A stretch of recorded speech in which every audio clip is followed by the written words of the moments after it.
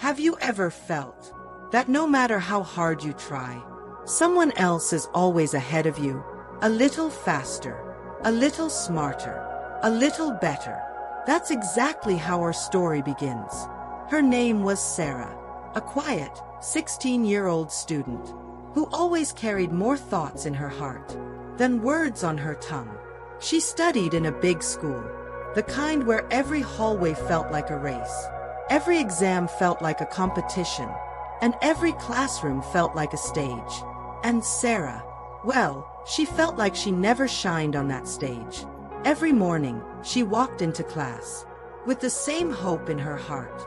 Maybe today, I'll be enough. But the moment she stepped inside, the comparison started. Mina scored highest again. Ariba spoke confidently in every presentation. Zoya always had perfect handwriting. And Alina was popular, loud, funny, the girl everyone noticed. But Sarah, she felt like a soft voice, living in a world full of loud ones. She compared her writing to Zoya's, compared her grades to Mina's, compared her confidence to Ariba's, compared her personality to Alina's. And the more she compared, the smaller she began to feel. One day, during lunch break, her friends were laughing in the school ground, talking about their results. Mina said proudly, "I knew I'd top the class again." Ariba added, "I think I'll get the Best Student Award this year." Zoya giggled, showing her notebook. "My teacher said I have the neatest writing in the whole batch." Everyone celebrated. Everyone smiled. Except Sarah. She sat quietly on a bench, picking at the grass, forcing a smile that didn't reach her eyes. Inside her chest, something heavy whispered, "Why can't I be like them? Why am I always the ordinary one? What is wrong with me?" And for the first time, she wanted to cry, but she swallowed her tears, because crying in school always felt like a weakness. When the lunch bell rang, everyone walked back to class, but Sarah's steps were slow, almost dragging. Her heart felt bruised by her own thoughts. That day, during English class, their teacher, Miss Rihanna, noticed something. She watched Sarah stare blankly at her notebook, her pencil still, her eyes distant. After class, she gently called, "Sarah, can you stay for a moment?" Sarah's heart dropped. She thought maybe she had done something wrong. But Miss Rihanna smiled softly and said, "Sit down, dear. I want to talk." Sarah sat with her head lowered. The classroom was silent, just the ticking of the wall clock and the soft sun touching the desks. Miss Rihanna spoke quietly, like someone choosing each word with care. "Sarah, you've been comparing yourself again, haven't you?" Sarah's breath froze. She didn't answer. She didn't need to. Her silence was louder than her words. Miss Rihanna pulled out 4 different flowers from a vase on her desk. A big red rose, a bright sunflower, a tiny white jasmine, and a purple orchid. She placed them in front of Sarah. "Tell me, dear, which one is the most beautiful?" Sarah looked at them, confused. I don't know. They all look beautiful in different ways." Her teacher smiled gently. "Exactly.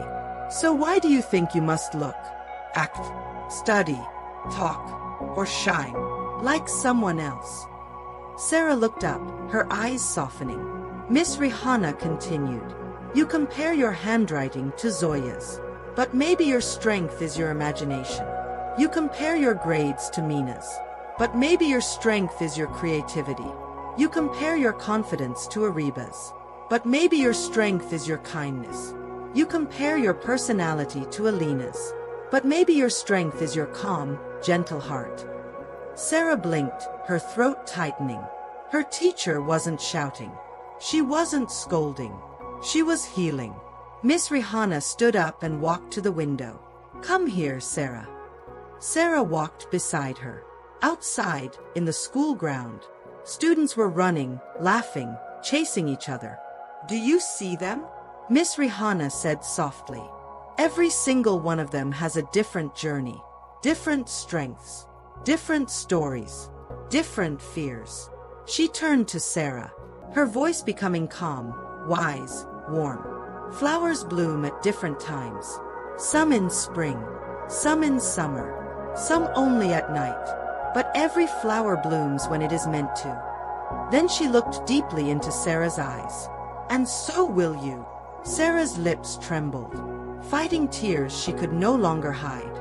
For the first time, someone understood her. Without her saying a single word, her teacher placed a hand on her shoulder. Stop comparing your chapter 1 to someone else's chapter 10.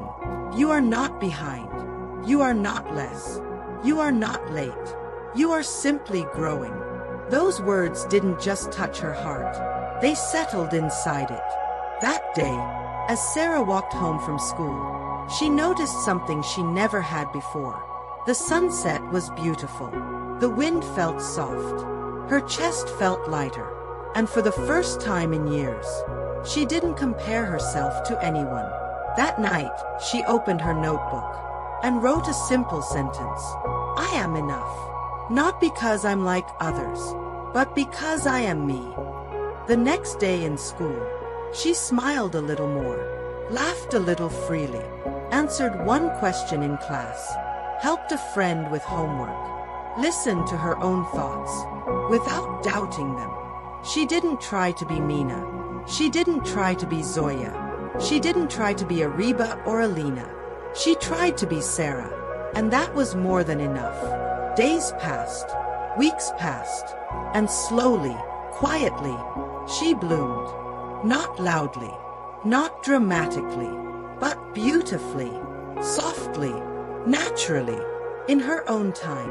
And if you're listening to this right now, maybe you need to hear this too. You don't need to be like anyone else. You don't need to run someone else's race. You don't need to shine like someone else's light. You are your own story, your own pace, your own strength, your own kind of beautiful. Stop comparing. Start becoming. Because the world doesn't need another Mina, or Zoya, or Ariba, or Alina. The world needs you, just as you are.